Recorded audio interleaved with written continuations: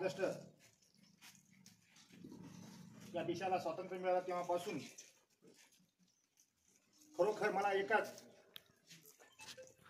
असं विचार येतात की रामराव महाराजांना तुमच्या नगरीमध्ये सर्व ऐका, रामराव महाराजांना खरोखर या झाडाच्या खाली शिकून खरोखर आपल्या डोंगरगावमध्ये विद्यार्थी घडून शिक्षक केले.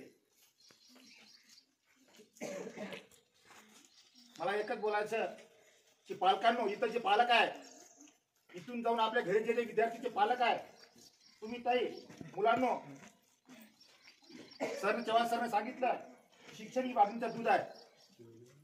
खरोखर ज्या टायमाला आपण घडवतो, घरासाठी फार अडचण येत असते. मला एकच बोलायचं, या डोंगरगावच्या नगरीला पालकांना, रामराव महाराज तुमच्यासाठी, माझं नाव काय नाही इथं, पण रामराव महाराज नावासाठी तुम्ही रामराव महाराजाला मानता, पण रामराव महाराजाच्या शब्दावर राहत नाही. तुमच्या डोंगरामध्ये आपले मुलं कोणी मांडवाला शिकायला जात होते, कोणी शेनगावला शिकायला जात होते, कोणी लोणीला जात होते, पण रामराव महाराजांनी तुम्हाला एवढी शाखा तयार करून दिली इथं की तुमच्या नगरीमध्ये 1 ते 12 वर्ग कॉमर्स, सायन्स, आर्ट या फॅकल्टी मिळण्यासाठी लोकांनी 2-2 कोटी रुपये सरकारला देऊन पण ते फॅकल्टी भेटली नाही. पण खरोखर रामराव महाराजांच्या आशीर्वादानं आपल्याला या नगरीमध्ये, मला जे आमचे मोतीराम काकाने 10 एकर दिले, खरोखर यांचा मी आभार मानतो. आज मला बोलायचं की तुम्ही जेवढे पालके आहे, हा पालकांना, विद्यार्थ्याला तुम्ही इथं पाठवलं, आमच्या शिक्षकला, आमच्या अध्यक्ष साहेबाला उचित वाटेल की खरोखर तिथे शिक्षण चालू आहे, शिक्षणासाठी आपल्याला स्टॉप लागते. आज आपल्या नगरीमध्ये एवढी मोठी इमारत कोणी करत नव्हते, पण खरोखर तुमच्या नगरीमध्ये आज 1 कोटीची इमारत झालेली आहे.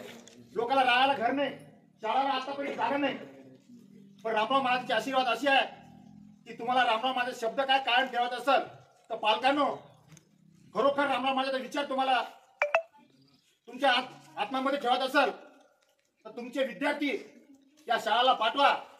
आणि जेव्हा तुम्ही विद्यार्थी पाठवता, माझी इच्छा आहे की मी काल बाबूसिंग महाराजांना बोललं की मला मॅट्रिकच्या यावर्षी सेंटर आणायचं इथं. खरोखर मॅट्रिकचे सेंटर आपल्या इथं आला का तर आपले विद्यार्थी घडू शकते. आपले विद्यार्थी घडवासाठी तुम्ही पालकांनो मला मदत करा.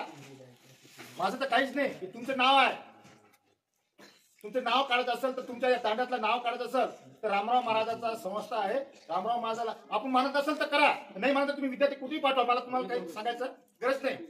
पण पालकांनो माझी विचार करा तुम्ही की अशी संधी तुम्हाला पुन्हा मिळणार नाही. हा संधी ज्या टायमाला आमच्या पोरादेवीला 1 ते 5 वर्ग आलं होतं, काही अडचणीमुळे ते शाळेची ट्रान्सफर झाली होती, पण रामराव महाराजांना त्या पोरादेवीमध्ये आर्ट, कॉमर्स, सायन्स, बीएससी पर्यंत, सायन्स 15वी पर्यंत तिथे शाळा आहे. माझी इच्छा आहे की इथून विद्यार्थी, खरोखर इथून विद्यार्थी नोकरीला गेले पाहिजे, ते मी डिप्लोमा लागणार.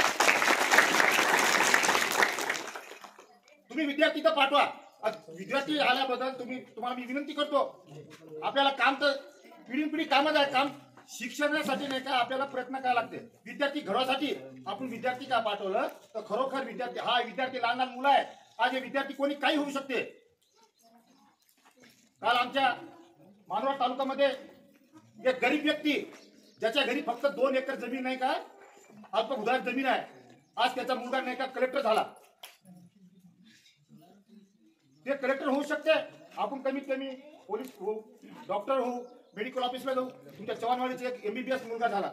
माझं एकच इच्छा आहे की तुम्हाला रामराव महाराज नाव काढायचं तर तुम्ही विद्यार्थी इथं पाठवा, आणि विद्यार्थी घडवासाठी आम्ही आहो. मला ज्या टायमाला विद्यार्थी तुमचे विद्यार्थी आले, शिक्षक शिकवलं नाही तर तुम्ही विचार करा, तुम्ही बोलायचं, शिक्षकाला बोलायचं, तुम्ही विद्यार्थीला शिकवत नाही का, तुमचं कर्तव्य आहे, माझं कर्तव्य नाही. मी तर कमीत कमी 100-200 इथून 200 किलोमीटर येते पोरादेवी, तिथून माझं येणं होत नाही. पण मी खरोखर तुम्हाला आज मी तुम्हाला सांगू शकतो की आपल्या डोंगरगावमध्ये आज नाही, इथं आपण घडवासाठी आपण विद्यार्थी घडवलं तर खरोखरच नाही का आपले विद्यार्थी चांगले पोस्टवर जाईल. रामराव महाराजांनी त्यांना सांगितलेलं आहे की इथलचे विद्यार्थी घडले, समजा आपण उसावर जाणारे विद्यार्थी आहोत, आपण कामाला जाणारे विद्यार्थी आहोत. पण तुम्हाला एकच विनंती करायची की तुम्ही आपल्या पालकांना, इथून जे पालक आहे तुम्ही एक विचार करा.